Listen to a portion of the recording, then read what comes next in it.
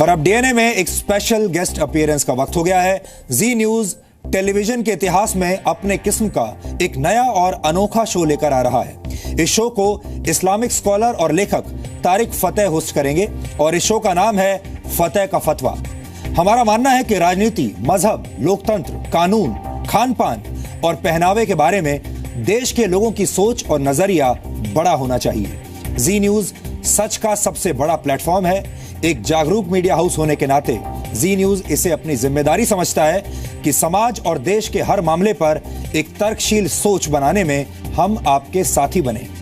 और हमारी कोशिश है कि इन तमाम मुद्दों पर बिना किसी भेदभाव के सही और वाजिब बात आप तक पहुंचाई जाए, ताकि आप किसी भी मुद्दे पर बनी बनाई लकीर के फकीर ना बने और खुद अपना नजरिया और अपना रास्ता तय कर सकें, तैयार कर सकें। जी न्यूज के इस खास कार्यक्रम में यही काम तारिक फतेह साहब करेंगे। यहां आपको तारिक फतेह के बारे में जानकारी भी होनी चाहिए। वैसे तो आप रोजाना उन्हें भारतीय टीवी चैनल्स में राष्ट्रीय और अंतर्राष्ट्रीय मुद्दों पर बहस करते हुए देखते होंगे।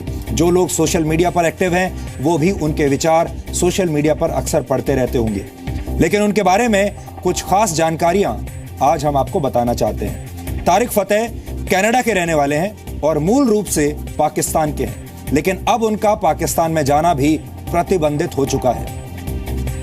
फिलहाल तारिक फतेह कनाडा के मशहूर अखबार टोरंटो सन के लिए लिखते हैं और रेडियो पर एक शो भी होस्ट करते हैं। इसके अलावा तारिक फतेह की लिखी कुछ किताबें भी काफी चर्चा में रही हैं। उनकी दो प्रमुख किताबें हैं।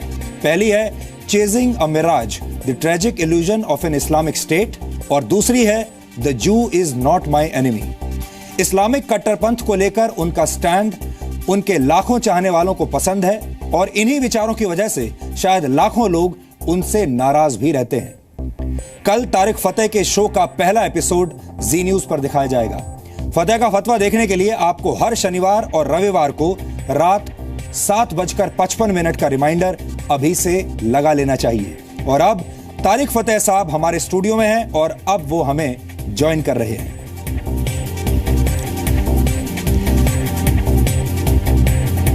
नमस्कार। नमस्कार तारिक साहब, आपका बहुत बहुत स्वागत है और जी न्यूज के तमाम दर्शकों की तरफ से मैं आपका स्वागत करता हूँ। जरा देख के रहिए, मैंने बुलेट प्रूफ पहना हुआ है। आपको जरूरत है वैसे बुलेट हाँ प्रूफ की? और ये इसमें खास गन लगी हुई है। तो तारिक साहब, इस शो में आप क्या नया करने वाले हैं? क्या मिलेगा दर्शकों को इससे? देखें, पिछले अगर 200 साल से हम हिंदुस्तान की तारीख देखें, गदर के बाद का अगर हिस्सा देखें, तो एक हिस्सा ऐसी हमारी तारीख का है जिस पे गुफ्तगू नहीं होती, और वो है पूरे हिंदुस्तान का। और पूरा हिंदुस्तान में तो काबुल से लेकर बर्मा तक गिनता हूँ। उसमें मुसलमान जो हिंदुस्तान में रहते हैं उनका एक यूनिक कल्चर, एक उनकी इनफरादियत जो ना ईरान में मिलती, ना अरब में मिलती, ना तुर्की में, ना इंडोनेशिया में, उस पे उनको हटा के आहिस्ता आहिस्ता पहले हिंदुस्तान के बाजू काटे गए, पाकिस्तान बनाया, फिर बांग्लादेश बनाया, अब घर घर के अंदर छोटे छोटे अरबिस्तान बन रहे हैं। और हिंदुस्तानी जो तहजीब है हमारी, चाहे वो तमिलनाडु की हो या श्रीनगर की हो, वो हमसे छूटती जा रही है। खुदा हाफिज़ की बजाय अब हम अल्लाह हाफिज़ कहते हैं। सफ़ेद दिल्ली के बुर्के के बजाय सऊदी अरेबिया का काला बुर्का आ गया, तो दुपट्टे के बजाय हिजाब हो गया। ये हमारे सामने गुजरता हुआ सब कुछ हो रहा है। दुनिया आगे बढ़ रही है, मुसलमान बेचारे पीछे रह रहे हैं। और जो इस गुफ्तगू पे बात करता है उस पे जो हमारे लीडर हैं वो इल्ज़ाम लगा देते हैं कि तुम काफिर हो या दुश्मन हो या संगी हो या भक्ति हो या यहूदी के एजेंट हो, और नुकसान हमारा हो रहा मुसलमानों का। अब देखिए, नॉन मुस्लिम जो है हिंदुस्तान का, वो आगे बढ़ा जा रहा है। साड़ियों में औरतें जो हैं वो मार्स तक रॉकेट पहुंचा रही हैं। एथलीट्स हमारी देखिए, कुश्ती लड़ने वालों की फिल्में बन रही हैं। इसमें आपको हमारी बच्चियां नज़र नहीं आ रही, हमारे लड़के नज़र नहीं आ रहे। हिंदुस्तान से बच्चे जाके आईसिस में टॉयलेट धो रहे हैं। तो इसीलिए आप हमेशा मुसलमान होकर जी मुसलमानों के खिलाफ बोलते रहे हैं और बहुत सारे लोग ये कहते हैं कि आप तो सच्चे मुसलमान हैं ही नहीं। ये तो हमारी 1400 साल की तारीख में मुसलमान हमेशा मुसलमान के खिलाफ रहा है। जब प्रॉफिट मोहम्मद की औलादों को कत्ल कर दिया मुसलमानों ने और एक दूसरे की सर काट के औरंगजेब दारा शिकोह अपने बड़े भाई की गर्दन काट सकता है, तो इस पर फिक्र ना करें, हमारी कुछ आदतें ख़राब हैं। अब मैं चाह रहा हूँ कि आदतें ठीक हों, क्योंकि एक जमहूरियत और एक नेशन स्टेट में इख्तलाफात लॉजिक से, गुफ्तगू से होते हैं। अब तलवार का ज़माना ख़त्म हो गया, जिहाद ख़त्म हो गई, सल्तनत ख़त्म हो गई, ना सल्तनत उस्मानिया बची, ना बाबर बचे, ना बहादुर शाह ज़फ़र का रोना। अब एक नया हिंदुस्तान है, एक नई रिवाज है जिसके अंदर मुसलमान और हिंदू का समझे निकाह हुआ है और इसमें तलाक की गुंजाइश नहीं है। तो ऐसा लगता है आपसे बात करके कि असल में आप दिल से हिंदुस्तानी ही हैं। और कहाँ के होंगे सर, हिंदुस्तान के नहीं होंगे तो आपको मुझे चीन से नजर नहीं आ रहे।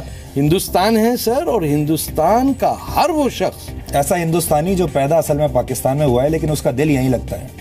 सर यहाँ तो टाटा साहब की फैमिली ईरान में पैदा हुई थी और यहाँ के हिंदुस्तानी बनी। यहाँ कौन कौन नहीं, कितने कैथलिक्स यहाँ हैं, कितने बहाई हैं, किसने पनाह नहीं ली। यहाँ तो पैगंबर इस्लाम रसूलुल्लाह की औलादों ने पनाह ली, राजा दाहिर ने उनको पनाह दी। ये हिंदुस्तान है सर, इसके तो बाजू ऐसे खुले हैं कि जो आता है हिमालय की चोटी के अंदर अपना रहता है। अच्छा, जैसे जैसे लोगों को पता चल रहा है कि आप जी न्यूज़ पर एक शो करने वाले हैं, हमें भी तमाम तरीके के रिएक्शंस लोगों के मिल रहे हैं। अब बहुत सारे लोग ये कहते हैं कि जो आदमी पाकिस्तान में पैदा होकर पाकिस्तान का नहीं हुआ वो हिंदुस्तान का कैसे होगा। पाकिस्तान मुल्क होता तो मैं उसका होता ना।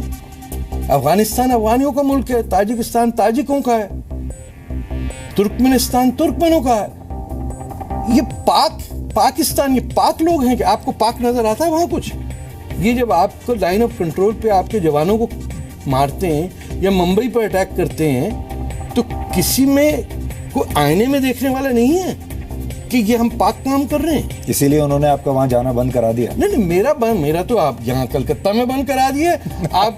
आपकी दोस्त हैं, क्या नाम है चीफ मिनिस्टर उनका, उनको आपसे ममता बनर्जी को आप भी तो उन्हीं के चाहत के वजह से, क्या अब तक तो आपको किसी जेल वेल में होना चाहिए था, एफआईआर कटी भी आपकी। तो अब मुझे लोग देख रहे हैं और लोग सब जानते हैं कि आप भी किसके शिकार हैं और हम किसके शिकार हैं। देखिए ना, अगर मैं कलकत्ता में नहीं बोल सकता पाकिस्तान की बर्बरियत के खिलाफ, तो मैं क्या इस्लामाबाद में बोलूँगा? ये तो उल्टी गंगा बह रही है कि जिस मुल्क के खिलाफ एक दूसरा मुल्क रोज उसके 5-6 बच्चे मार देता है, और बलूचिस्तान भी जो है हिंदुस्तान का हिस्सा नहीं है। वहाँ जो नानी का मंदिर है उसको कौन संभाले हुए? हिंदुओं की इतनी पुरानी सिविलाइजेशन वहाँ तो मुसलमान बलोच बचाए हुए, वरना पाकिस्तान की फौज कब तक उसको ब्लो अप कर चुकी होती। कुछ तो उनका उधार हमने भी देना है ना। चाहे आप बलोच नहीं है, मैं भी बलोच नहीं हूँ, लेकिन जब 30 लाख बंगाली मारे तो वो मुसलमान थे। मारा किसने? पाकिस्तान के फौजी ने, मुसलमान को ही मारा ना। तो ये मुसलमानों का झगड़ा करने में आप अच्छी चीज़ समझें, क्योंकि इसमें नेकी भी है।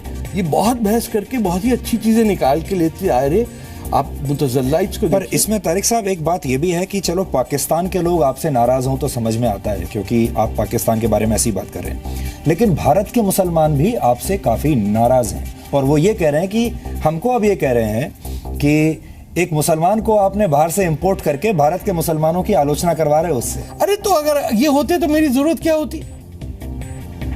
मैंने कहा था कि लोधी गार्डन बनाए, मैंने तो नहीं रखी सड़क का नाम औरंगजेब, जिसने हिंदुस्तान की पूरी तारीख में सबसे बेहतरीन मुसलमान दारा शिकोह था, जिसने उपनिषद की ट्रांसलेशन की, जिसने कहा कि हिंदू मुसलमान सिख कैसे रहेंगे और सारी जिंदगी उसमें गुजार दी, उसकी गर्दन काट दी और कातिल इनका हीरो बन गया। उसने, मैंने किसी पूछा उसने हज क्यों नहीं किया? भाई हज तो फर्ज होता है ना मुसलमान पे। यकीन मानिए इस हिंदुस्तान के किसी एक सुल्तान ने हज नहीं किया। हज दूर की बात है, इस्लाम की पहली मस्जिद हिंदुस्तान में बनी, वहाँ कोचिन के करीब। आज तक ना सिर्फ एक हिंदुस्तान का मुसलमान बादशाह वहां गया जियारत के लिए, पूरी दुनिया इस्लाम का एक हेड ऑफ स्टेट नहीं वहां गया। और ये पूरे आपके जो मौलाना मौलवी लोग हैं, इनसे पूछिए कब गए थे। ये जिसको काफिर कहते हैं ये वहां जाके जुम्मा पढ़ के आ चुका है। मैं आपसे एक आखिरी सवाल और पूछ लेता हूँ, हमारे दर्शकों को एक छोटा सा अगर आप एक प्रीव्यू दे सकें। जी। कल आपका शो आने वाला है, पहला एपिसोड है, और उस सीरीज में भी ऐसी कौन सी खास बात आप बताने वाले हैं? कोई कंट्रोवर्शियल बात कहने वाले हैं? विवाद है, आप तो जब भी बोलते हैं कुछ ना कुछ नया विवाद खड़ा हो जाता है। मैं सच बोलूंगा, और अगर मेरी बात गलत साबित होगी तो मैं पहला शख्स होऊंगा जो मानूंगा कि ये मुझसे गलती हो गई। लेकिन बहस ही होनी चाहिए कि क्या है हमारे पास्ट क्या है, और हमारा हिंदुस्तान के साथ, हिंदुओं के साथ क्या रिश्ता है। हमारे पैगंबर के लोग आए ना यहाँ, अरब यहाँ आए ना, कुछ पनाह मांगने आए, दाऊदी बोरा हैं, ये मिस्र से आए रह रहे हैं यहाँ पे।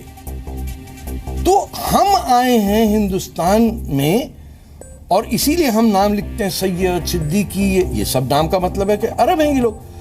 तो हम आए आपके घर में, तो आपसे तो पूछ लें कि भैया हमारे कुछ लोगों से ज्यादती हुई है, जरा दिल बड़ा करके बताओ, अब तो बहुत हो गया। तो सच होगा, और अगर गलत बात हुई तो सच उस गलत बात को डुबो देगा। शो का नाम है फतेह का फतवा जी, लेकिन आप भी फतवों के लिए अब तैयार हैं? नए तरह के बैन्स आपके ऊपर लगेंगे, प्रतिबंध लगेंगे, और आपके खिलाफ भी फतवा आ सकता है। लोग कहते हैं प्रोग्राम है फतेह का फतवा, नतीजा होगा फतेह पे फतवा। तो अपना ये जो नया करियर अब आपका शुरू हो रहा है, देखिए आपने किताबें लिखी, आपने कॉलम लिखे, रेडियो पर भी शो होस्ट किया, लेकिन अब पहली बार आप टीवी पर एक शो होस्ट करेंगे। 67 साल की उम्र में हमारे जी न्यूज के ये सबसे युवा होस्ट होंगे, the youngest host we have today. तो मैं आपको इंट्रोडक्शन ऐसे ही कराना चाहता हूँ कि सिर्फ 67 के हैं। कैसा लग रहा है आपको इतनी जल्दी, इतनी कम आयु में आप? मैं एक बात आपको बताऊं, मैं इस बात पे बहुत ज्यादा इम्प्रेस्ड हूँ कि जी न्यूज में इतनी हिम्मत हुई या इतना जिगर था। आप पता नहीं बॉस आपके कौन लोग हैं, मैं नहीं जानता, आप ही लोगों से दोस्ती मेरी, कि आप पे जो प्रेशर होगा मैं ये भी कैलकुलेट कर सकता हूँ कि ये बंद करो और इस काफिरुल इस्लाम को निकालो और ये करो। कैसे हो सकता है? कुछ मीटिंग्स भी हुई हैं, मैंने सुना है कि इसको शो को रोकने के लिए काफी मीटिंग्स हुई। जी जी जी, और